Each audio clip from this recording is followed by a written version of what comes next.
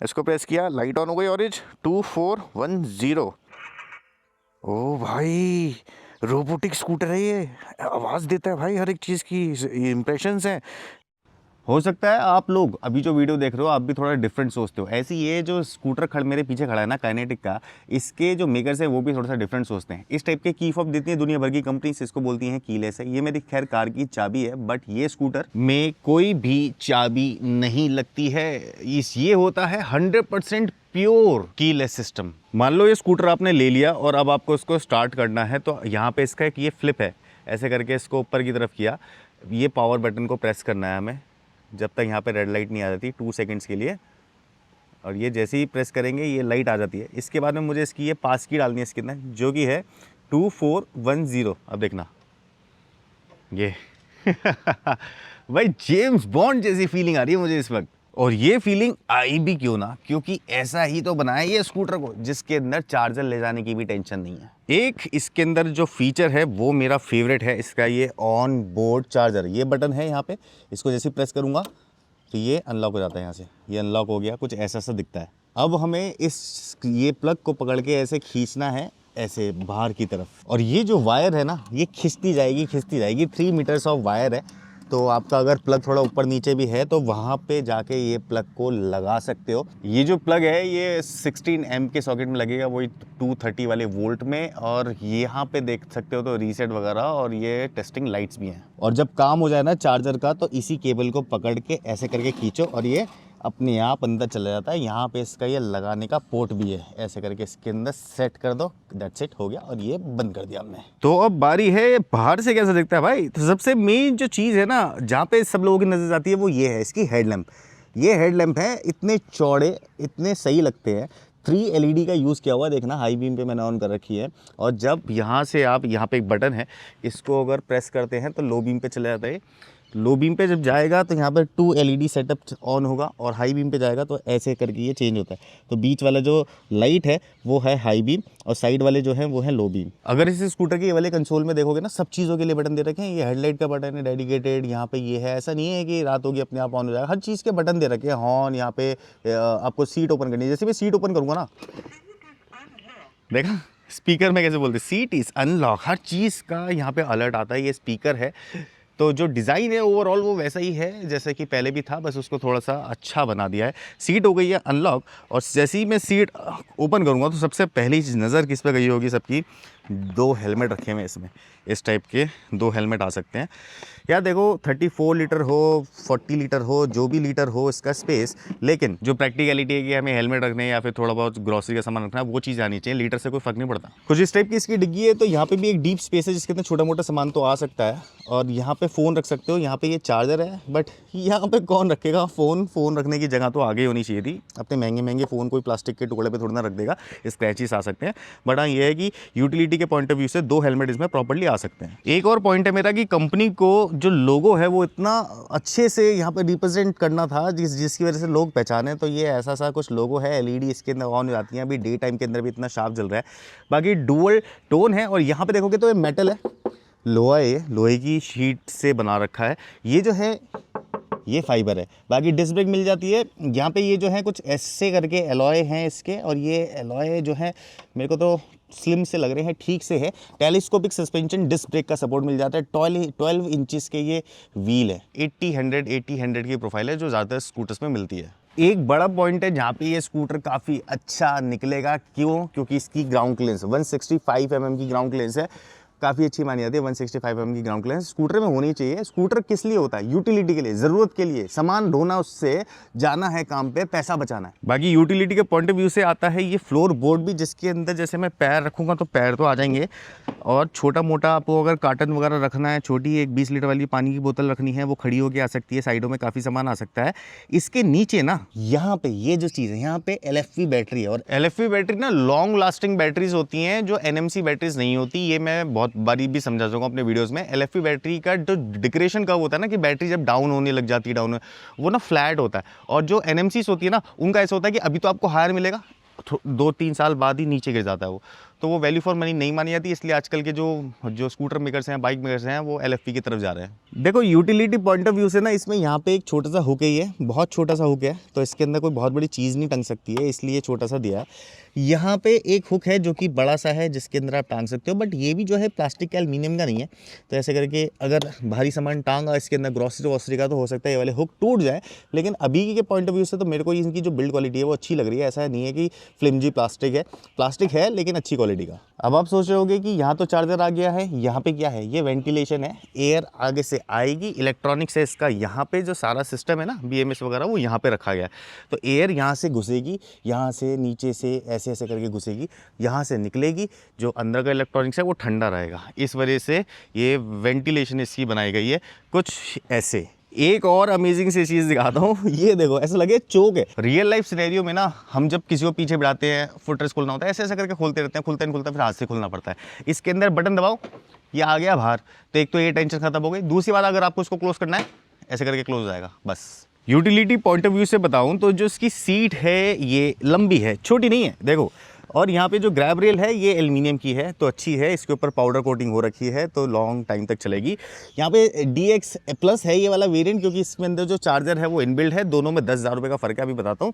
Air vents यहाँ पे है, फिर पीछे की तरफ कुछ इस टाइप की लाइट है, और नीचे हब मोटर है, ऐसे करके। स्प्रिंग लोडेड सस्पेंशन है, एक इधर है और एक इधर है, और जो स्विंग आर्म है उसको छुपाने के लिए यहाँ पे प्लास्टिक की केसिंग का यूज़ कर रखा है, कुछ इस टाइप से। तो पीछे इसमें यहाँ पे ड्रम ब्रेक है, बट आगे की तरफ अगर देखोगे तो यहाँ पे डिस्क ब्रेक मिल जाती है, इसलिए थोड़ा सा ब्रेकिंग के अंदर आपको फ़र्क तो फील होगा। अच्छा, बैक व्यू से भी देखोगे तो इसका ये जो टेल लैंप है काफ़ी अच्छा है, ऐसा करके स्क्वेरिश है, थोड़ा सा है डिज़ाइन के पॉइंट ऑफ व्यू से, और लाइट ऐसे जलेगी जब ये ब्रेक करोगे आप। और अगर टर्न इंडिकेटर दोगे तो हैज़ार्ड ऑन करके दिखा दूँ, ऐसा सही लग रहा है ना। तो यार अब बात आती है कि कितने का मिलता है ये ऑन रोड। तो मैंने जो दिल्ली के स्कूटर की बात करी है तो 1,26,000 रुपये का मिलेगा, जिसके अंदर चार्जर इनबिल्ड नहीं है। और ये वाला जो स्कूटर है मेरे पास में, जिसमें ये चार्जर मैंने आपको दिखाया कि इनबिल्ड है, यहीं कहीं से ही निकल जाता है, ये वाला है 1,38,000 रुपये का, 10,000 रुपये का फ़र्क है। वैसे अगर आप स्कूटर लेने जा रहे हो ना तो 10,000 रुपये एक्स्ट्रा रख लेना है इसके लिए, क्योंकि top of the line model ही लेना है जिसके अंदर चार्जर इनबिल्ड है। बहुत सारी टेंशन खत्म हो जाएंगी। देखो ऊपर से कुछ ऐसा सा स्कूटर दिखता है, यहाँ पे एक ये IP67 रेटेड जो है, मतलब वाटर प्रूफ है ये। काइनेटिक की यहाँ पे ब्रांडिंग आ गई है, स्पीकर है, और इसमें काफ़ी सारे अलर्ट दे देता है। अभी कंपनी इसके ऊपर काम कर रही है कि इसको AI से भी कर सके कुछ बाइंड। यहाँ पे दिखा रहा है टाइम, न्यूट्रल दिखा रहा है, गियर जो है इसकी, स्पीडो दिखा रहा है यहाँ पे, और यहाँ पे दिखा रहा है आपकी ओडो रेटिंग, बैटरी यहाँ पे है। देखो अभी रेंज बची है मेरे पास में 73 किलोमीटर, अगर दिख रही हो तो दिख रही है। जब मैंने ये स्कूटर लिया था तो 95 किलोमीटर की रेंज थी, कंपनी बोलती है 105, बट प्रैक्टिकल रेंज अलग होती है। जब आपको रोड पे चलाना है, ब्रेक करनी है, काफ़ी सारे सिनेरियोज होते हैं, वहाँ पे रेंज थोड़ी सी कम हो जाती है। तो अभी मैंने इसको 15 किलोमीटर तो चला लिया है, 95 की दिखा रहा था, 73 अभी मेरे को दे रहा है। अभी इस स्कूटर को इग्निशन पे लाने के लिए ना आपको दोनों ब्रेक्स प्रेस करनी होगी और ये स्टार्ट का बटन दबाना होगा। कुछ ऐसा सा साउंड आता है और ये ऑन हो जाता है स्कूटर। यहाँ पे ये दिखा रहा है कि रेंज अभी 51 की दिखाने लगा। वही मैं बता रहा था कि मोड मेन चीज़ इसकी, जैसे मैं मोड को रेंज पे लेके आऊँगा तो रेंज दिखाएगा 73। फिर से मैं मोड का बटन दबाता हूँ, पावर मोड में 58 की रेंज आ गई है, और इस टर्बो मोड के अंदर 51 की रेंज आ गई है। बट टर्बो मोड में जब चलाओगे तो 40-45 से ज़्यादा रेंज देगा, लेकिन भागेगा बहुत तेज़। कुछ चीज़ें ऐसी हैं जो मैं चलाते वक्त बताऊंगा, बट मैं पहले बता दूं, हॉर्न सिंगल हॉर्न है, टर्न इंडिकेटर यहाँ पे ये है आपका असिस्ट है। ये बेसिकली जब आपका ये स्कूटर ऐप से कनेक्टेड होगा ना, तो वहाँ पे जब भी आप बटन दबाओगे, इन केस अगर आपको कुछ जानना हो फीचर के बारे में, कोई प्रॉब्लम हो या फिर कुछ और भी ग्लिच आ रहा हो, तो आप असिस्टेंट से बात कर सकते हो। ये बहुत सही चीज़ है। यहाँ से चार्जर ओपनिंग का है, ऐसे करके खोलोगे तो ये चार्जर यहाँ से अनलॉक हो जाता है। ऐसे हैज़ार्ड इसके अंदर है, ऐसे करके ब्लिंक करेगा, बहुत तेज साउंड है। फिर रीसेट का बटन से आप ये जो देख रहे हो ओडो रेटिंग और ट्रिप को आप ट्रिप को रीसेट कर सकते हो और ओडो पे स्विच कर सकते हो। रिवर्स मोड है, रिवर्स मोड भी सेम टू सेम वैसे चलेगा, अभी चलाऊंगा। क्रूज मोड है यहाँ पे, और बाकी ये मोड और स्टार्ट है, और इसके अंदर कुछ भी नहीं है। तो अब बारी है लेके चलता हूँ इसको एक टेस्ट ड्राइव पे, देखते हैं इसकी सस्पेंशन कैसी है, ब्रेकिंग कैसी है, और कौन सी मोड पे कितनी स्पीड पे भाग रहा है। तो चलो चलते हैं अब इसकी एक छोटी सी राइड पे। स्कूटर ऐसा सा दिखेगा खड़ा हुआ राइडर्स पॉइंट ऑफ व्यू से, हेलमेट में जो कैमरा लगा रखा है उसमें, की भी इसके अंदर डलती नहीं है ना लगती है। ऐसे करके ये खोलो, इसको प्रेस किया, लाइट ऑन हो गई, ऑरेंज 2410, वाह, है ना। देख सब कुछ बताती है यार, साइड स्टैंड एंगेज है, ये है वो है, सारी चीज़ बताती है। स्टार्ट करने के लिए दोनों ब्रेक प्रेस करी। ओ भाई, रोबोटिक स्कूटर है ये, आवाज़ देता है भाई हर एक चीज़ की, इम्प्रेशंस हैं, इफ़ेक्ट्स हैं, साउंड इफ़ेक्ट्स। ठीक है, रेंज मोड में मेरे को चलाना है तो मैंने ऐसे हल्के से आगे चला दी। और अगर मुझे इसका लगाना है हिल होल्ड, तो ये जो दोनों ब्रेक्स है ना, इसको प्रेस करूँगा ऐसे करके कुछ सेकंड तक पकड़ने के बाद अभी हिलेगा नहीं। देखो आप अगर हिल पे भी होगे ना तो आगे पीछे नहीं जाएगा, ऐसे ऐसे करके हिला रहा हूँ मैं तभी नहीं जाएगा। 30 सेकंड्स तक ये हिल होल्ड रहेगा। अगर मैं इसको डीएक्टिवेट करना है मुझे तो दोबारा से प्रेस किया तो ऐसे करके डीएक्टिवेट हो जाता है ये। बाकी इसके अंदर ये है रिवर्स का, तो ब्रेक्स मैं दबाऊँगा और ऐसे करके रिवर्स मोड लगा लूँगा, एक्टिवेट हो गया ना। थ्रॉटल दिया, पीछे की तरफ भागेगा ऐसे, तो ऐसे पीछे की तरफ चला सकते हो उसको, 3 की स्पीड तक पीछे ऐसे करके जाएगा। चलो खैर ये तो एक बेसिक सी चीज़ है। अब मैं इसको हटा रहा हूँ रिवर्स मोड को, ब्रेक दबाई, रिवर्स मोड, दोनों ब्रेक्स का इसमें यूज़ किया हुआ। Hill hold activated. अब मैं उसको डीएक्टिवेट करना है तो डीएक्टिवेट भी ऐसे हो जाएगा। हो गया ना सही से। अब चलते हैं इसके सबसे पहले रेंज मोड पे, देखते हैं कि ये इसकी हैंडलिंग कैसी है। तो चलो स्टार्ट करते हैं। ये ठीक है, चौड़ा सा हैंडल है तो उसकी वजह से एक फीलिंग है ऐसी कि कुछ भारी भरकम सा चला रहे हो आप। यहाँ से तो ऐसी फीलिंग है, आगे से जैसी मर्जी लगती होगी लोगों को, लेकिन जो पहले का चार्म था ना इसका, बड़ा सा ये दे देना इंस्ट्रूमेंट क्लस्टर, उस पॉइंट ऑफ व्यू से तो यार अभी भी वैसा ही है ये। ठीक है, अब मैं इसके रेंज मोड पर अगर इसको भगाऊँ तो ये 50 की स्पीड तक तो भाग जाता है रेंज मोड पे। भाग रहा है भाग रहा है भाग रहा है भाग रहा है, चलता जाएगा चलता जाएगा चलता जाएगा। 72 की अभी भी रेंज दिखा रहा है। तो 50 की स्पीड पे जाने के बाद ये एक स्टॉप ले लेगा कि भैया रेंज मोड पे आप बस इतना ही चला सकते हो। लेकिन अगर देखो यहाँ पे एक टर्न आया और मैं इसको ऐसे करके टर्न करूँ, 12 इंचज़ के व्हील्स और कुछ ऐसे करके मैं टर्न ले रहा हूँ, पीछे ड्रम ब्रेक है। कोई स्कूटर के पॉइंट ऑफ व्यू से अगर मैं देखूँ तो सही है यार। ये स्कूटर के पॉइंट ऑफ व्यू से ऐसा नहीं है कि आपको कुछ बहुत ही ज़्यादा परफॉर्मेंस वाली मशीन चाहिए। आपको अप एंड डाउन करना है, ए पोजीशन ए से डेस्टिनेशन बी पे जाना है, जो भी करना है आपको, काम पे जाना है, दुकान पे जाना है, जैसे मर्जी करना है ऐसे आप कर सकते हो। इन केस अगर आपको तेज़ स्पीड में भगाना पड़े तो क्या करते हैं, तो पहले बाहर निकलता हूँ फिर बताऊँगा। यहाँ से इसका लगाते हैं सेकेंड मोड, पावर मोड। मैंने दोनों ब्रेक्स दबा रखी थी इसलिए हिल होल्ड एक्टिवेट हो जाता है, बट पावर मोड पे चला के दिखाता हूँ। ये ओ भाई, पावर मोड देखो सही चल रहा है यार पावर मोड।